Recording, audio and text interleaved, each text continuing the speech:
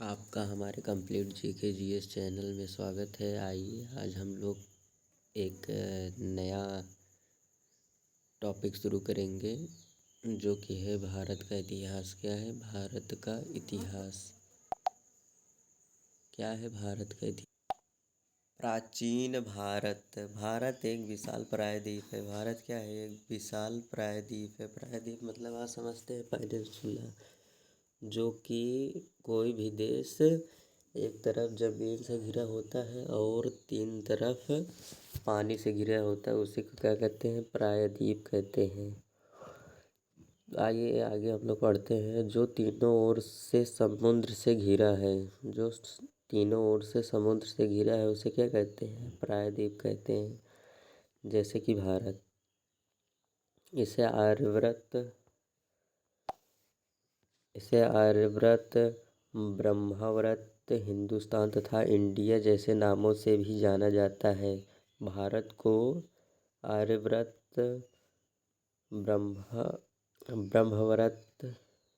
ब्रह्माव्रत, हिंदुस्तान तथा इंडिया जैसे नामों से जाना जाता है।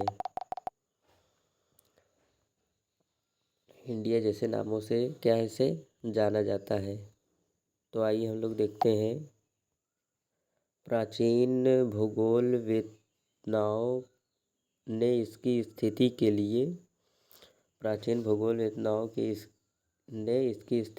लिए कौन से शब्द का प्रयोग किया है?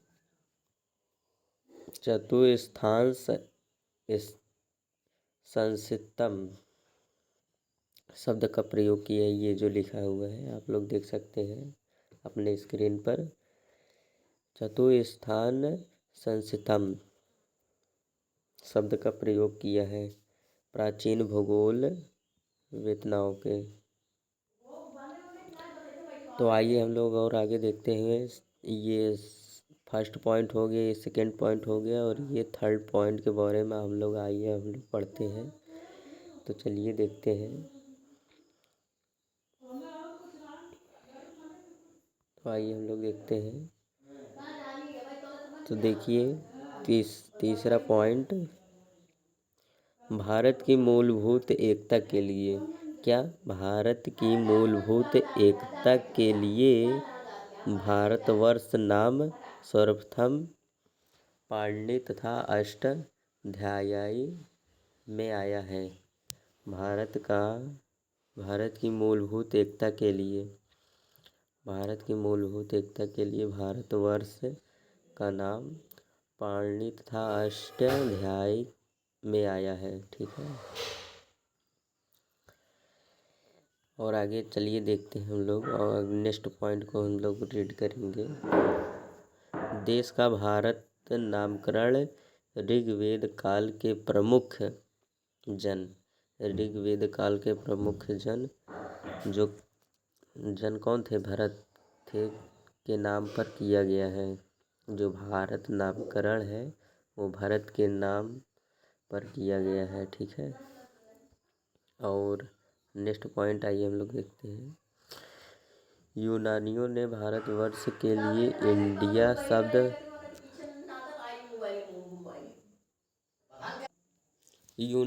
आइए हम लोग नेक्स्ट पॉइंट को देखते हैं। ये वाला पॉइंट तो देखिए, ये वाला तो इसमें देखते हैं। यूनानियों ने भारतवर्ष के लिए, जो यूनानी थे, यूनान से आए थे, वो भारतवर्ष के लिए इंडिया शब्द का प्रयोग किए। यूनानी थे वो भारतवर्ष के लिए कौन सा शब्द का प्रयोग किए थे? इंडिया शब्द का प्रयोग किए थे। क्या किए थे? इंडिया शब्द का। कौन सा शब्द का? इंडिया शब्द का प्रयोग किए थे। ठीक है। कौन से शब्द का? इंडिया शब्द का प्रयोग किए थे। जबकि मध्यकालीन लेखक ने इस देश को जबकि मध्यकालीन लेखक जो थे वो इस देश को हिंद अथवा हिंदुस्तान नाम से संबोधित किया। जो मध्यकालीन लेखक थे वो कौन से शब्द से संबोधित किया आपने भारतवर्ष को? हिंद और हिंदुस्तान शब्द के नाम से संबोधित किया। तो आइए हम लोग देखते हैं ऐतिहासिक स्रोत। क्या ऐतिहासिक स्रोत, इसका स्रोत कहाँ कहाँ मिलता है। ठीक है, तो आइए हम लोग देखते हैं ऐतिहासिक स्रोत। तो देखिए ऐतिहासिक स्रोत, इस पहला पॉइंट, प्राचीन भारतीय इतिहास के अध्ययन के मुख्यतः 3 स्रोत हैं। जो प्राचीन भारतीय इतिहास है, उसे अध्ययन के लिए मुख्यतः 3 स्रोत हैं। क्या, कौन कौन से स्रोत हैं? 3 स्रोत हैं। एक है साहित्यिक साक्ष्य। क्या है? एक साहित्यिक साक्ष्य है। एक है पुरातात्विक साक्ष्य है। क्या है? पुरातात्विक साक्ष्य है। और तीसरा क्या है? विदेशियों के वृत्तांत। तीसरा का कौन सा साक्ष्य है? विदेशियों के वृत्तांत। तो आइए हम लोग सबसे पहले पढ़ते हैं साहित्यिक साक्ष्य। साहित्यिक साक्ष्य तो आइए हम लोग देखते हैं साहित्यिक साक्ष्य में क्या क्या है। तो इसमें देखिए साहित्यिक साक्ष्य, कौन सा हेडिंग हम लोग पढ़ रहे हैं? साहित्यिक साक्ष्य। साहित्यिक साक्ष्य 2 प्रकार के होते हैं। साहित्यिक साक्ष्य कितने प्रकार के होते हैं? 2 प्रकार के होते हैं। पहला हो गया धार्मिक, दूसरा हो गया धर्म निरपेक्ष। क्या? साहित्यिक साक्ष्य 2 प्रकार के होते हैं। कौन कौन से? धार्मिक और धर्म निरपेक्ष। तो आइए हम लोग देखते हैं धार्मिक साहित्यिक साक्ष्यों के अंतर्गत कौन कौन से आते हैं। कौन से? धार्मिक साहित्यिक साक्ष्यों के अंतर्गत वेद आता है, वेदांग आता है, ठीक है, उपनिषद आता है, ब्राह्मण आता है, आर्यक आता है, और पुराण आता है, रामायण आता है, महाभारत आता है, ठीक है, और स्मृति ग्रंथ आता है। बौद्ध और जैन साहित्य आदि को सम्मिलित किया गया है। जो धार्मिक साहित्यिक साक्ष्य के अंतर्गत क्या क्या आता है? वेद आता है, वेदांग आता है, उपनिषद आता है, ब्राह्मण और आर्यक, पुराण, रामायण, महाभारत, स्मृति ग्रंथ, बौद्ध और जैन धर्म को इसमें क्या किया गया? सम्मिलित किया गया है धार्मिक। तो आइए हम लोग देखते हैं वेद। वेद क्या होता है? वेद वेद मुख्य वेद आइए हम लोग देखते हैं वेद। वेदों की संख्या 4 है। कितनी है वेदों की संख्या? इस वाले हेडिंग को हम लोग यहाँ पर पढ़ रहे हैं, ठीक है। वेदों की संख्या क्या है? 4 है। जो कि पहला क्या है? ऋग्वेद है, यजुर्वेद है, सामवेद है और अथर्ववेद है, ठीक है। तथा वेदांग के अंतर्गत शिक्षा, कल्प, ज्योतिषी, व्याकरण, निरुक्त तथा छंद आते हैं। जो वेदांग है, वेदांग के अंतर्गत का क्या क्या आता है? शिक्षा आता है, कल्प आता है, ज्योतिषी आता है, व्याकरण आता है, निरुक्त आता है, छंद आता है, ठीक है। तो आइए हम लोग देखते हैं और आगे। यजुर्वेद कर्मकांड प्रधान है। यजुर्वेद में क्या आता है? कर्मकांड प्रधान दिया गया है। यजुर्वेद जो है उसमें कर्मकांड को प्रधान दिया गया है, प्रधानता दी गई है। सामवेद में संगीत तथा प्रथम साक्ष्य मिलता है। जो सामवेद है उसमें संगीत का प्रथम साक्ष्य मिलता है, ठीक है। तो आइए हम लोग चलते हैं ऊपर।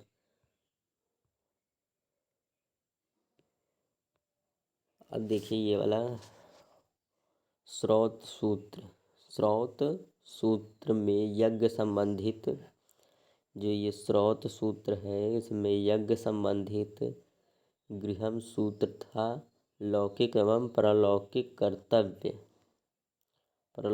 कर्तव्य तथा धर्म सूत्र एवं धर्म सूत्र में धार्मिक, सामाजिक, राजनीतिक कर्तव्य का उल्लेख मिलता है। स्रोत सूत्र में यज्ञ संबंधित गृहम सूत्र, लौकिक एवं परलौकिक कर्तव्य और धर्मसूत्र में धार्मिक, सामाजिक, राजनीतिक कर्तव्यों का उल्लेख मिलता है। ठीक है, उल्लेख मिलता है। तो आइए हम लोग देखते हैं और आगे। ये देखिए, ऋग्वेद, कौन सा वेद? ऋग्वेद। ऋग्वेद यह ऋचाओं का संग्रह है। क्या है? ऋचाओं का। ऋग्वेद में ऋचाओं का संग्रह है। सामवेद में यह गीति रूप मंत्रों का संग्रह है और इसके अधिकांश गीत ऋग्वेद के लिए है, ऋग्वेद के लिए गाए हैं। ठीक है, इसमें गीति रूप मंत्रों का संग्रह है और अधिकांश गीत ऋग्वेद से लिए गए हैं। ठीक है, ऋग्वेद से क्या किए गए हैं? लिए गए हैं। ठीक है, यजुर्वेद आइए हम लोग पढ़ते हैं। इसमें यज्ञानुष्ठान के लिए विनियोग वाक्यों का समावेश है। इसमें आज्ञानुष्ठान के लिए विनियोग वाक्यों का समावेश है। ठीक है, अथर्ववेद में यह तंत्र मंत्र का संग्रह है। जो अथर्ववेद है इसमें क्या है? यह तंत्र मंत्रों का संग्रह है। जो हमारे जो तंत्र मंत्र, जादू टोना ये सब होता है, ये अथर्ववेद से आया है। ठीक है, कहाँ से आया है? अथर्ववेद से आया है। अब आइए हम लोग देखते हैं। अब आइए हम लोग देखें बौद्ध ग्रंथ। बौद्ध ग्रंथ देखते हैं। बौद्ध ग्रंथों में त्रिपिटक निकाय तथा जातक आदि प्रमुख है। ठीक है, ये त्रिपिटक और निकाय, जातक, ये सब क्या है? प्रमुख है। ठीक है, बौद्ध ग्रंथ जो है दीपवंश, महावंश और मौर्यकालीन पर्याप्त जानकारी मिलती है। जो बौद्ध ग्रंथ है उसमें दीपवंश, महावंश और मौर्यकालीन पर्याप्त जानकारी मिलती है। नागसेन रचित मिलिंद पन्हों से हिंद यवन शासक मिनांडर के विषय में सूचना मिलती है। ठीक है, नागसेन रचित मिलिंद पन्हों से हिंद यवन शासक मिनांडर के विषय में सूचना मिलती है। ठीक है, अब आइए हम लोग और देखते हैं बौद्ध तथा जैन ग्रंथ। बौद्ध तथा जैन ग्रंथों से तत्कालीन सामाजिक, सांस्कृतिक तथा आर्थिक परिस्थितियों का ज्ञान होता है। जो बौद्ध और जैन ग्रंथ हैं, ठीक है, जो बौद्ध और जैन ग्रंथ है उससे क्या मिलता है? तत्कालीन सामाजिक, सांस्कृतिक, आर्थिक परिस्थितियों का ज्ञान मिलता है। ठीक है, बौद्ध और जैन ग्रंथ से क्या क्या मिलता है? सामाजिक, सांस्कृतिक तथा आर्थिक परिस्थितियों का ज्ञान होता है। आइए हम लोग नेक्स्ट पॉइंट को देखते हैं। ठीक है, अब ऐसे इसमें देखते हैं ये कौन सा ग्रंथ है? ये वाला जातक ग्रंथों में बुद्ध। ठीक है, जातक ग्रंथों में बुद्ध बोधिसत्वों के जीवन के चर्चा है। जो जातक ग्रंथ है, ठीक है, जो जातक ग्रंथ है उसमें बुद्ध तथा बोधिसत्वों के जीवन के चर्चा है। कथा वस्तु में बौद्ध के जीवन से संबंधित कथानकों का विवरण मिलता है। जो कथा वस्तु है वह बौद्ध जीवन के कथानकों को विवरण मिलता है और जातक ग्रंथ है उनके जीवन का चर्चा की गया है। ठीक है,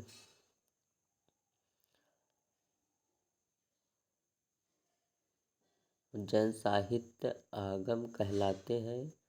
जैन आगमों में सबसे महत्वपूर्ण क्या है? अंग है। ठीक है। जैन साहित्य आगम कहलाते हैं। क्या कहलाते हैं? आगम कहलाते हैं। और जैन आगमों में सबसे महत्वपूर्ण अंग है। अंगों की संख्या सबसे महत्वपूर्ण क्या है? अंग है। अंगों की संख्या 12 है। जैन आगमों को वर्तमान स्वरूप 512 ईस्वी में वल्लभी में आयोजित जैन संगीति में प्रधान दिया गया है। जैन आगमों को वर्तमान स्वरूप 512 में वल्लभी में आयोजित जैन संगीति में प्रदान किया गया। ठीक है। तो आइए हम लोग देखते हैं